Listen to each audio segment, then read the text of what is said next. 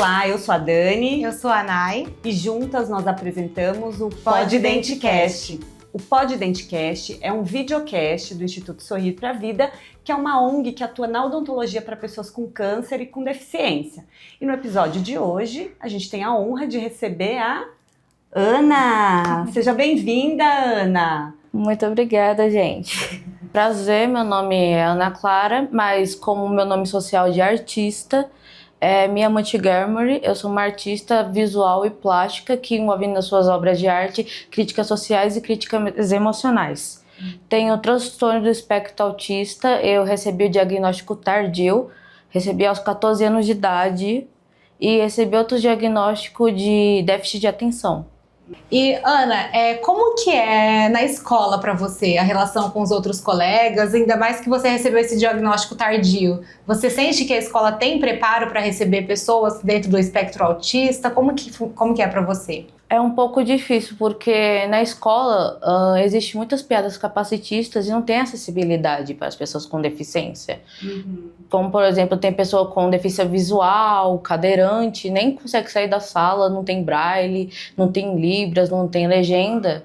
E os alunos de lá são muito violentos e têm um preconceito constante de julgar e utilizar termos capacitistas como piada, ou às vezes até utilizar violência contra nós, sem menos saber da nossa dificuldade do dia a dia para conseguir estar lá e conseguir aprender alguma coisa sem ter o material adaptado. E qual que é a maior dificuldade hoje que você, Ana, enfrenta na escola? Ter respeito e meus direitos e a socialização. E a falta de compreensão dos professores, que era para ter a própria compreensão de me ajudar, mas não compreende. E aos colegas ainda.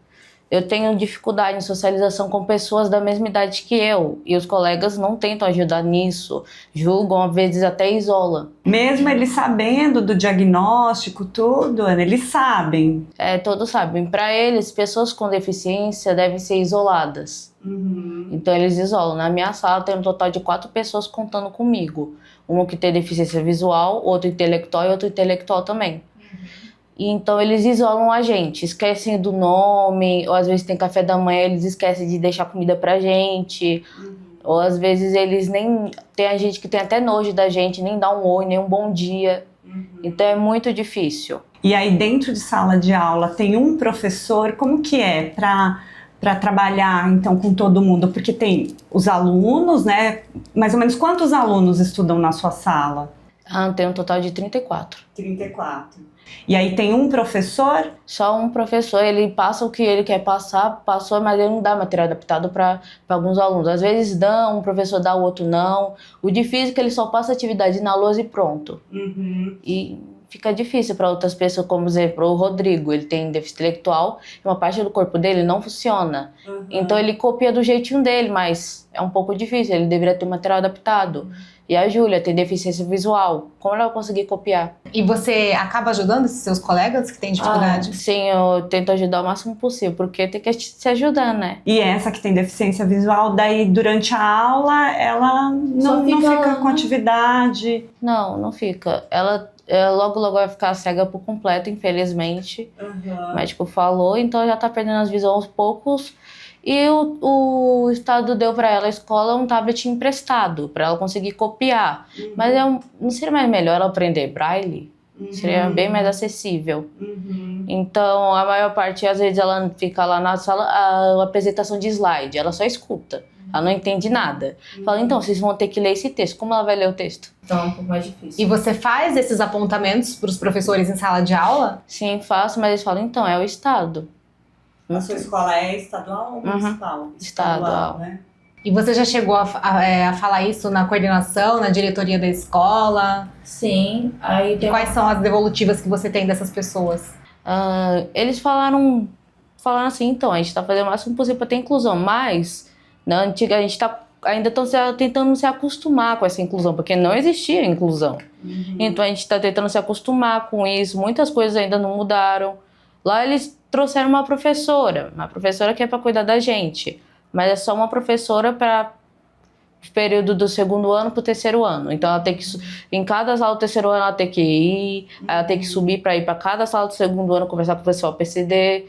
Então foi um pouco mais difícil, não tem material adaptado, a gente vai buscar alguma coisa, não tem, vai buscar aquilo, não tem, só temos a salinha da coordenação, que é um cantinho da coordenação para dar aula, aí fica um pouco mais difícil. Aí se a gente quiser, tipo, querer ir para quadra, isso, não tem elevador, não tem escada, e eles falam, estamos fazendo o máximo possível que a gente consegue, mas nossa escola não é acessível para pessoas PCDs. E pior ainda que é qualquer escola da região da Zona Leste. Daqui de São Paulo. Da Zona Leste. Nenhuma está adaptada. Tem cadeirantes na escola que você estuda? Sim, tem. E como que é a estrutura para chegar na escola, as ruas e dentro da escola para essas pessoas? Então, a estrutura para as ruas é péssima porque é mesmo. A calçada. A calçada é desnivelada. É desnivelada, às vezes é furado, às vezes nem tem calçada. Não tem. A escola tem um segundo andar e tem escada e não tem elevador, é isso? Não tem. Como que as pessoas cadeirantes sobem essas escadas para chegar até a sala de aula? Não, só tem uma salinha que ela é perto da entrada, ele só fica lá. Ele fica lá no intervalo, fica lá nos horários de aula, que é de educação física, fica lá. No intervalo vai ter festa, ele fica lá também. Essa pessoa não é incluída nas atividades de atividade física nem de nada. Fica nessa salinha. Tem a parte aqui que é das grades. Ele só fica lá vendo o pessoal dançando, brincando, no intervalo todo mundo junto. Ele fica sozinho. Ô, Ana, e como que seria para você a escola verdadeiramente inclusiva? O que essa escola tem que ter? Assim, como que, se você pudesse fazer um projeto, como seria essa escola? Uma sala... Ou às vezes dependeria muito do aluno, se ele quisesse ser incluído ou não. Teria uma sala que é só para as pessoas PCDs que têm mais dificuldade e outras que têm menos dificuldade. Podemos ajudar você nisso aqui e esse daqui a gente ajuda mais.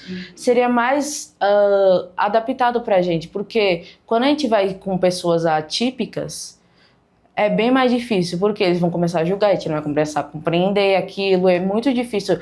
E ainda é só um professor para um total de 34 alunos. Como vai dar atenção para todo mundo?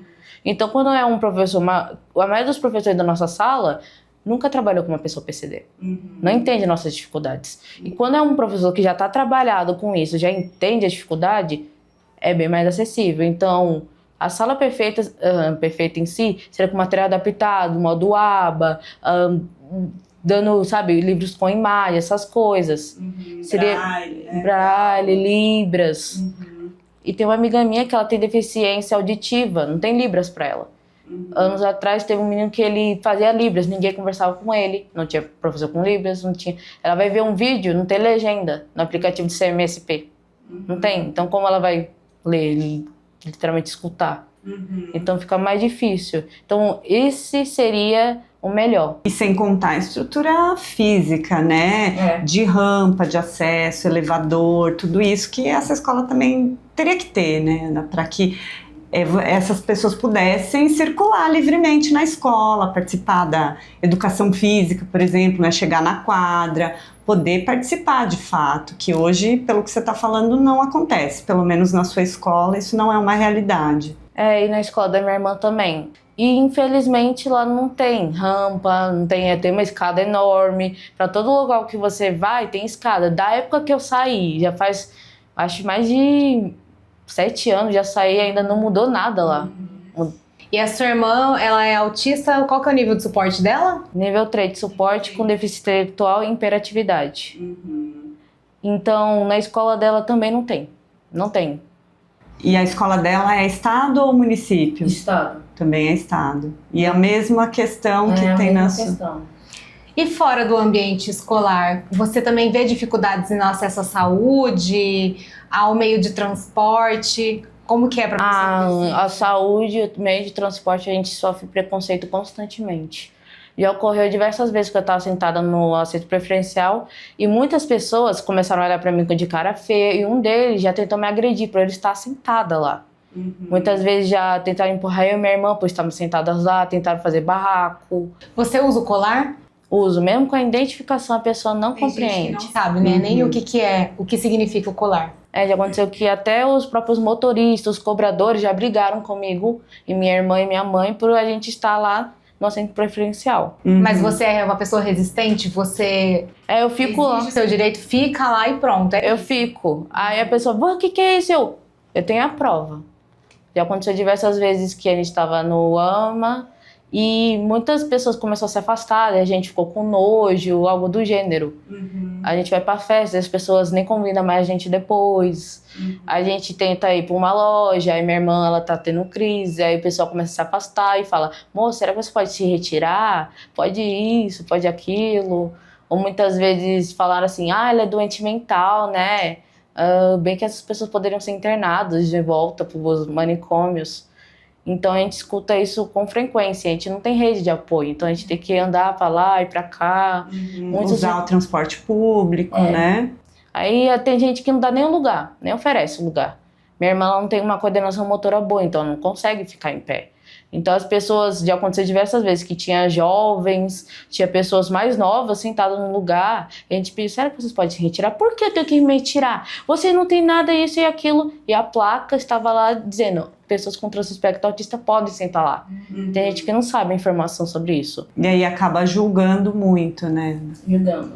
E dentro do bairro, assim, você também sente essa mesma dificuldade? Na cidade, de um modo geral, você acha que a cidade é preparada para essa locomoção? Ela é inclusiva? O bairro, a cidade? O que falta? Falta tudo, falta rampa, falta... Literalmente, não tem nem calçada. Não tem... As ruas são esburacadas. Na hora que você vai pegar o ônibus vai demorar horas e horas, às vezes nem para. Às vezes os ônibus que a gente tem do Recanto, literalmente não é acessível. Às vezes tá faltando um banco, falta uma porta, falta aquilo, falta isso. Às vezes, na hora que é pra, literalmente, mudar as escadas pra rampa, tá travado, tá quebrado. Então, é bem mais difícil a pessoa com deficiência conseguir o transporte. E tem vezes que motoristas veem a pessoa cadeirante e nem para. Tipo, epa, não para não, não para não. Aí passa reto. Aí fica mais difícil. A sua irmã, ela consegue o atendimento do Atende? Conseguiu, mais menos eu. Mas ela só consegue, tipo, quando ela ia pra terapia. Mas agora que ela saiu, então não tem mais. Para vir aqui no Instituto, ela não consegue? Não consegue. Felizmente, a gente teve que pegar ônibus, pegar metrô, aí para chegar aqui. E o Atende, você considera que é um serviço relevante para a cidade? Ele é muito bom. Ele é muito bom. Porque eu vejo a maioria das pessoas PCDs da minha escola vende, atende, e é acessível para eles, porque é bom. Porque já que o povo tem preconceito, já os motoristas têm preconceito isso e aquilo, e não é adaptado o ônibus, né? Literalmente, tem um cantinho pra pessoa, beleza. Mas e o resto das pessoas? Vão conseguir, tipo, vamos dar espaço pra essa pessoa e tudo? Não, a pessoa vai perceber que tá desconfortável.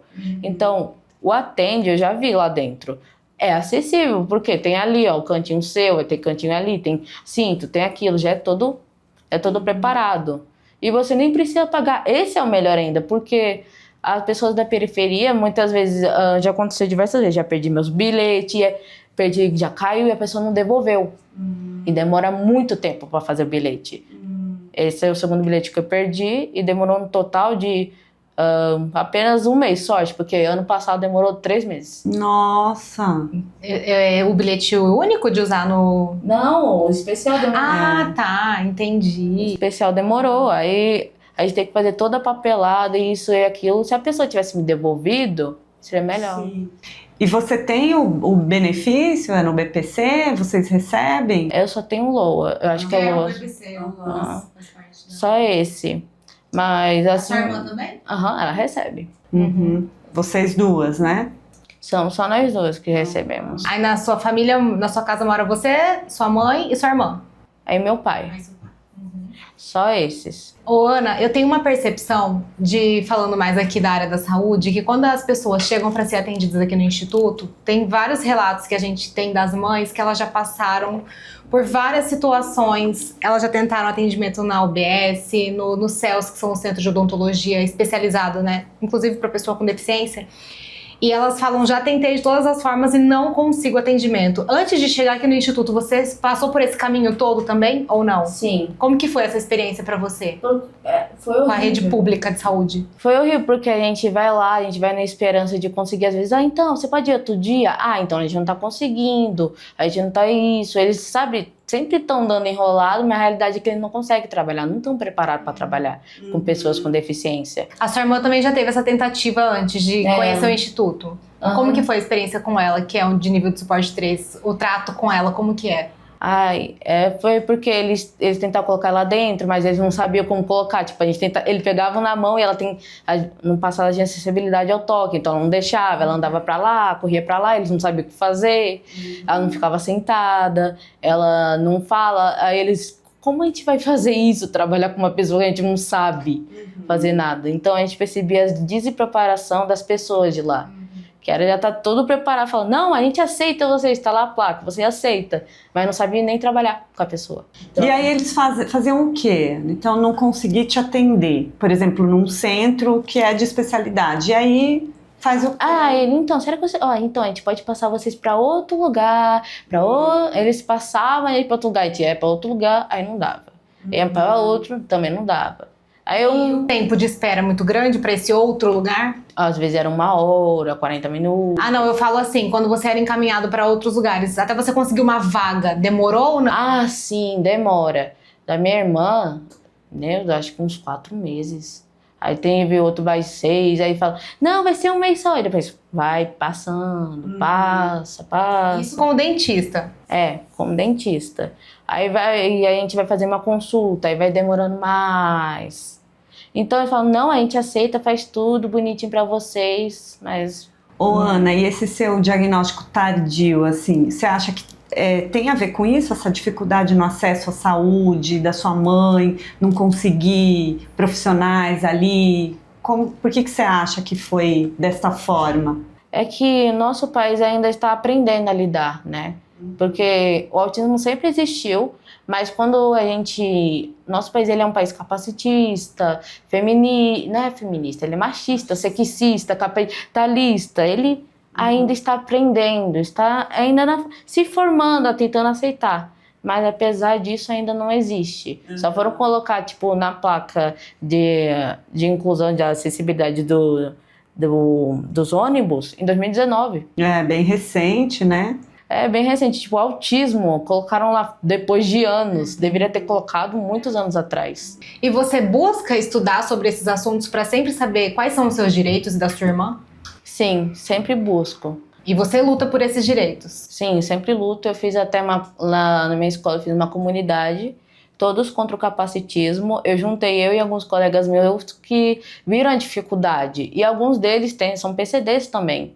E eles falaram, então, vamos nos juntar pra gente fazer essa comunidade. A gente se juntou, a gente gritou, a gente fez um painel, nossos direitos fizemos no Instagram, WhatsApp, o grupo.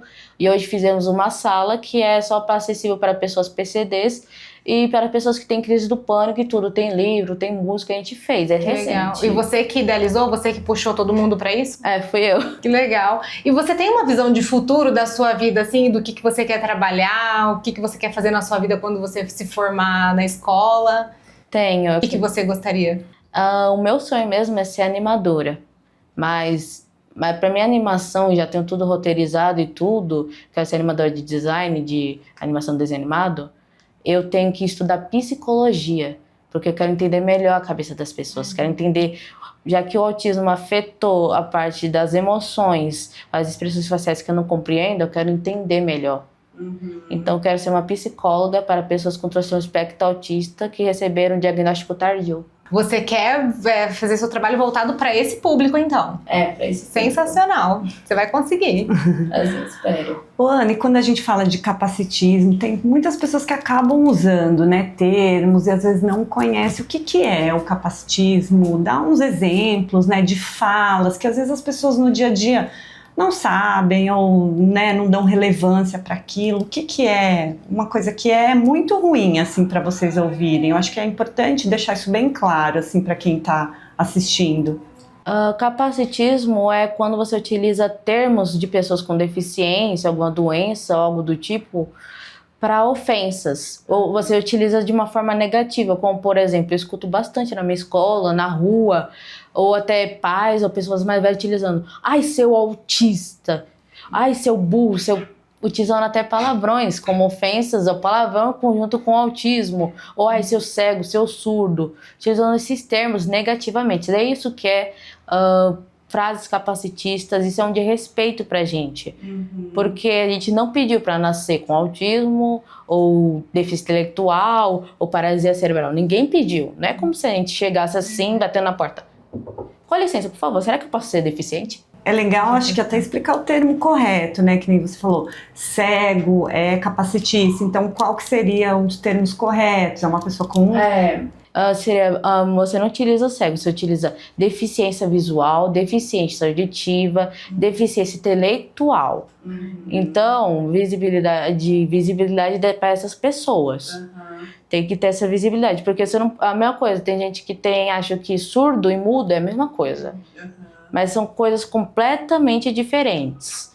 No caso, esse mês é o setembro, todo mundo pensa assim, setembro amarelo. Não, existe muito mais setembros. Mas o que a gente pegou mais incluso foi o setembro verde e o setembro azul. Setembro azul é da conscientização das pessoas com deficiência auditiva e outra que é a inclusão das pessoas com deficiência. Então, entre eles, a gente utiliza, você tem deficiência auditiva. Não utilizando, seu surdo. Não. Você tem uma deficiência auditiva. Você tem o transtorno do espectro autista. Você tem deficiência intelectual.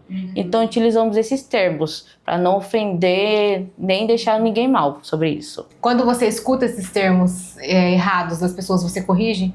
Corrige. Você chama atenção? Eu posso estar a 1000 quilômetros de distância. Tá lá você chamou esse daqui de idiota ou autista?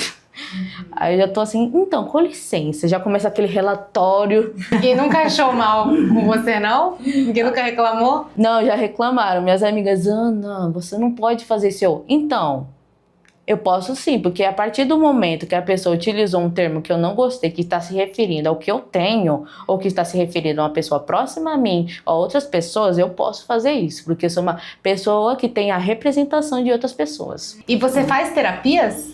Não, nunca fiz terapia. Quando a gente fala de pessoas com transtorno espectro autista de nível de suporte, não tem terapia, nunca teve. Já que eu tive diagnóstico tardio, então muitas coisas afetou. Por exemplo, eu não sei como dar um oi. Não sei. A pessoa fala, oi, oi. Ou a expressão facial, as emoções, eu não compreendo. Não compreendo também. Se eu tivesse, tido terapia, eu acho que eu compreenderia melhor, mas eu não compreendo. Já ocorreu diversas vezes que a pessoa tava brava e eu não sabia que tava brava. Tava chorando e eu não sabia que tá chorando e eu fazendo piada. Nem sabia. Já aconteceu diversas vezes que a pessoa tava chateada, eu não sabia. A pessoa tava feliz, eu tava tentando conversar, você tá brava, tá feliz? Às vezes as pessoas falam, sorri, eu não sei como é sorrir. Ficou assim que sorri. Eu olho no espelho, é assim, eu fico olhando no Google, pera, é assim que... Aí quando eu vejo, quer saber, vai assim. Aí vai desse jeito. E vai piorando que eu não sou a única pessoa autista que eu conheci, de nível de suporte, conheci outros, eles falaram, então, recebi meu diagnóstico aos 17, aos meus aos 34, aos meus aos 10. Então... de suporte 1, as pessoas, a sociedade literalmente era estereótipa, né? Estereotipada, ela romantiza a pessoa com transtorno espectro autista nível de suporte, fala, o seu é leve, né? Mas é uma pena que, para quem não sabe, as pessoas com transtorno espectro autista têm mais de 90% de desenvolver depressão na infância e ter pensamentos suicidas, e muitos deles, já li vários livros, de alguns depoimentos de que a maioria das mulheres com autismo e os homens tentaram cometer suicídio e ainda tem depressão. Então, por conta da falta de acessibilidade, aceitação, informação, muitas pessoas com transtorno espectro autista não têm terapia até hoje. Eu sou um exemplo dessas. Nunca tive terapia. E eu tinha todos os sinais de autismo, mas ninguém sabia da informação. Uma médica passava comigo desde quando eu era bebê e não sabia. E como que foi para chegar nesse diagnóstico? Quem que foi a primeira pessoa que falou, olha, para sua mãe, investiga aqui? Ou foi você que notou comportamentos? Os professores. Desde quando eu era mais nova. Minha mãe nunca aceitou que eu era autista. Era normal uma criança de 4 anos de idade nem tá falando, não socializa com as outras crianças, ficar no mundinho, ficar literalmente, todo dia eu ficava girando no meu local. Pegava o objeto, ao invés de eu brincar de um jeitinho certo, eu pegava e alinhava eles, tudo. Fazia torres, eu não socializava, não sabia. Numa festa, todas as crianças brincando, eu lá no cantinho, com as minhas coisinhas. Não comer de outras coisas, eu nunca fui de comer. Só tô comendo agora porque eu tenho compulsão alimentar, mas nunca fui de comer, não conseguia comer. Você tinha muita seletividade? Tem até hoje. Aí eu não conseguia comer, minha mãe e meu pai tinham que me bater para eu conseguir comer, eu não sou de comer, não era. E outras coisas, a socialização. Aí os professores falam, então, a Ana é um pouco diferente, né? A Ana não fala com outras crianças, a Ana fica falando sozinha, fazendo barulhos estranhos. Quando a pessoa falava bolo, qual é o sentido de uma criança estar grande dessas e não falar nada? Fazer barulhos estranhos. Aí foi indo, mas meus pais... A gente ia pro médico e falava, ignorância, é besteira, isso daí é só uma fase, é ansiedade e tal. Vai passar, mas eu sempre continuo assim. Então, meus pais sempre falavam, seja normal, seja normal, seja normal. Eu não entendi. Que é ser normal, né? Aí outras crianças, eu sofri bastante bullying, 10 anos de bullying. E esses bullying eram um pouco severos, as crianças me isolavam, ou às vezes cortavam meu cabelo, falavam mal de mim. Algumas delas até me batiam, por eu ser diferente. Você acha que melhorou, Ana, depois de você ter o diagnóstico? Melhorou, porque no momento que eu recebi diagnóstico, eu fiquei... Agora tudo faz sentido! Porque eu fui estudar, quando eu fui pesquisar no Google, como é assim? Aí eu fui pesquisar mais, aí eu não tinha no Google, aí eu me lembrei que minha mãe e meu pai tinham pagado pra receber o laudo da minha irmã, e pro laudo, o cara lá deu um livro pra gente, eu vi sobre assim, autismo no mundo feminino, fui ler, né? Aí elas foram falando, eu, cara, igualzinha a minha vida que ela tá falando. A compulsão por material, a compulsão de ficar assim, pegando papel, rasgando, ficar andando por aí com objeto, meu objeto o dia todo, vai tomar banho e ficar toda estranha por tomar banho, sensibilidade no couro cabeludo, barulho, movimentos repetitivos, hiperfoco. Eu não conversava com as crianças, mas eu tenho hiperfoco em desenho animado até hoje, a animação ficava brisada na TV. Pra ficar, a pessoa fica assim, eu não, a cara na TV bem perto, observando cada sensação. Eu assisti o mesmo vídeo todo dia, o mesmo DVD, e eu, já quebrou, quero o mesmo desse mesmo. Aí vai de novo. Aí elas contavam suas histórias, dificuldade, todas elas sofriam bullying, todas elas tinham dificuldade de sensibilidade sensorial, socialização, e não conseguiam ter afinidade com as emoções das outras pessoas. E eu, gente... Agora tudo faz sentido, do porquê eu sempre me cobrava, do eu não compreender as emoções, de eu nunca conseguir mudar como os outros. Chegou a pré-adolescência, todo mundo já toda feminina e tal, tava lá. Eu a mesma coisa desde os meus 8, nunca mudei. Gente, agora tudo faz sentido. Sim, e é por isso que é a importância do diagnóstico muito precoce, quando você tem o diagnóstico o quanto antes, né? Pra até saber lidar com... Que nem você falou que seus pais não sabiam lidar com isso, porque pra eles também era uma coisa muito nova, né? Acho que provavelmente eles nunca tinham ouvido falar sobre isso, talvez. Nunca. Mas interessante que da família deles, a gente percebeu recentemente, muitos dos familiares são que nem eu e minha irmã. A maioria, tem todos os tios do meu pai, os 7 tios, são parecidos comigo e minha irmã. Aí tem o sobrinho da minha mãe, que é parecido comigo quando eu era mais nova. Tem outro sobrinho que é do meu pai, que ele é que nem minha irmã quando era mais nova. Aí tem outros e mais outros. Muitos dos nossos parentes são das duas famílias. Mas eles chamam de doido, doente. Não tem isso ainda. Ô, Ana, e essa busca dos seus pais começou por causa da sua irmã, que é um nível de suporte 3. E aí que você diz, né, que tem muito mais essa... Quando é um nível de suporte 2 ou 3, as pessoas vão em busca e o 1 normalmente não, né? Tipo, a pessoa com nível de suporte, autista ou de suporte, todo mundo vê sua capacidade, mas ninguém nunca vê sua dor. Mas do nível 3 todo mundo vê sua dor, mas nunca vê sua capacidade. Então isso é um pouco triste de saber, porque as pessoas acham que Só porque a pessoa fala, já falaram pra mim, eu cheguei no mundo dos psicólogos, psiquiatra, falei, então, será que tem terapia, algo assim pra mim? Porque eu tenho dificuldade até hoje na socialização, às vezes na coordenação motora, às vezes, porque eu não consigo mexer algumas coisas, e, sabe, outras coisas e tal. Aí ele falou, então, você anda, você fala, você come, você pega ônibus, não precisa. Então não precisa, sua irmã precisa porque ela não sabe falar, ela não sabe fazer algumas dessas coisas, então ela precisa. Você já se vira, pode ficar sozinha. Aí eu fico assim, tem certeza que você trabalha com isso? Certeza, você tá no emprego certo? Porque já aconteceu diversas vezes que eu tava no médico e falou, você não tem cara de autista. Aí eu olhei e falei, desde quando o autismo tem cara? Porque pra mim você não tem cara de médico, você tem cara de vagabundo. Ana.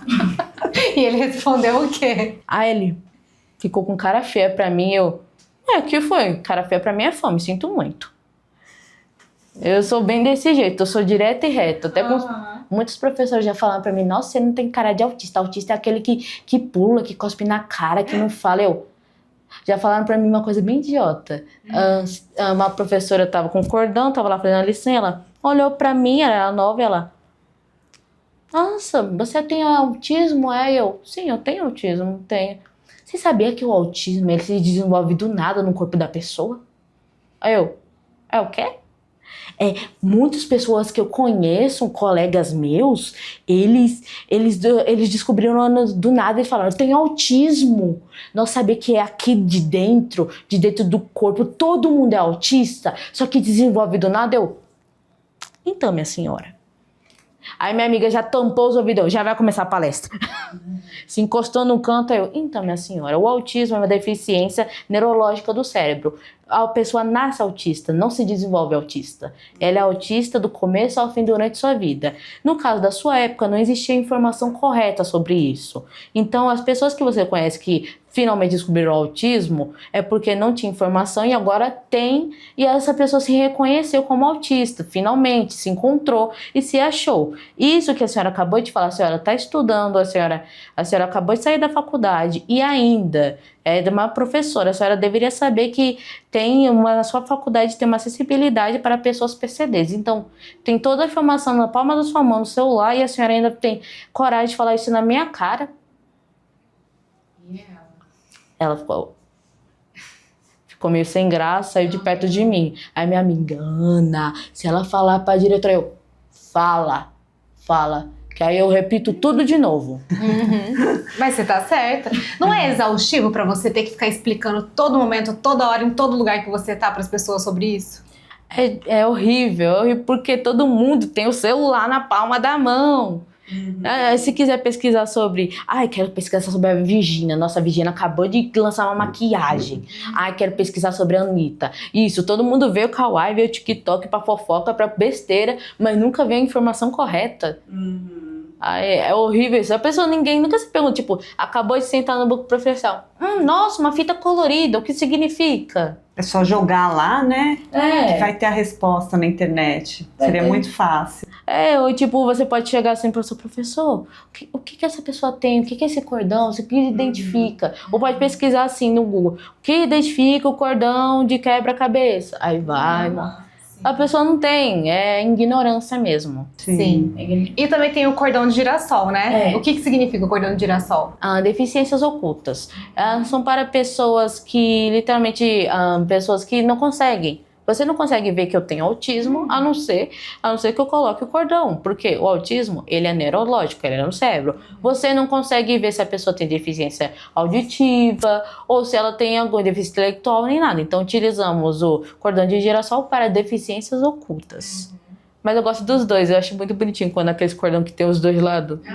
Acho lindo. E dentro de casa, como que é essa rotina da sua mãe, do seu pai e você e sua irmã ali dentro? Quem cuida de quem? Como que funciona a rotina de casa? É uma bagunça lá dentro. Por quê? Eu e minha irmã somos muito diferentes. Sabe a Vandinha e a Enid? Somos desse jeito. Minha irmã toda beautiful, toda colorida. Você vai abrir o armário dela, parece que o unicórnio acabou de vomitar lá dentro. Aí você olha e você fica, misericórdia. Aí você vai no meu armário, tá lá só roupa preta. A cama da minha irmã toda lá, toda lindinha, com um bichinho isso. Tá lá na minha cama, toda jogada. Então você se identifica com a Wandinha. Não é isso, é que minha mãe fala que eu sou muito assim. Ela fala, Ana, você é da família Adams, porque você é muito assim. Quando eu sou muito assim, minha irmã é toda largada, Ana, assim. Ela é mais nova que você? É, somos 9 anos de diferença. Nossa, bastante a diferença, né? Aí... 7? Ela tem 9 agora. Tem 9, Aí eu já vou fazer 18, então... Aí é muito, tipo, minha irmã, ela gosta de carne cozida, eu gosto de carne assada. Sua mãe que lute, né? Aí minha irmã gosta só de feijão, eu gosto de arroz só. Aí minha irmã, ela gosta de doce, eu gosto de salgado. Aí fica difícil no aniversário, porque minha irmã, ela quer doce e ela gosta de chocolate, eu não gosto de chocolate. Aí minha irmã gosta de roupa apertada, não gosto de roupa apertada. Minha irmã gosta de barulho, música, pessoas, eu não gosto disso.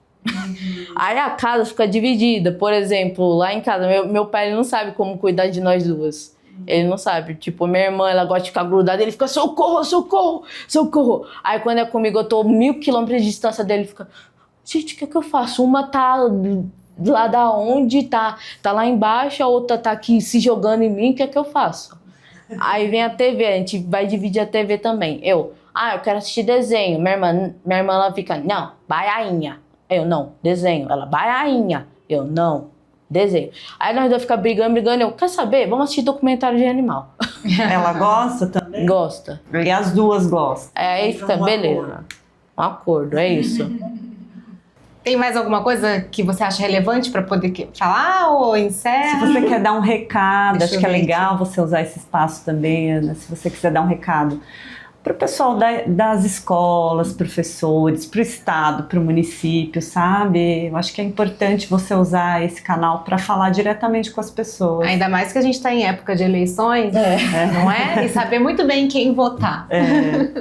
Não precisa fazer campanha eleitoral para ninguém, mas só pedir para as pessoas prestarem muita atenção em quem elas vão votar nas propostas, porque as pessoas têm mania de não ler propostas nenhuma, né? Ontem eu percebi isso.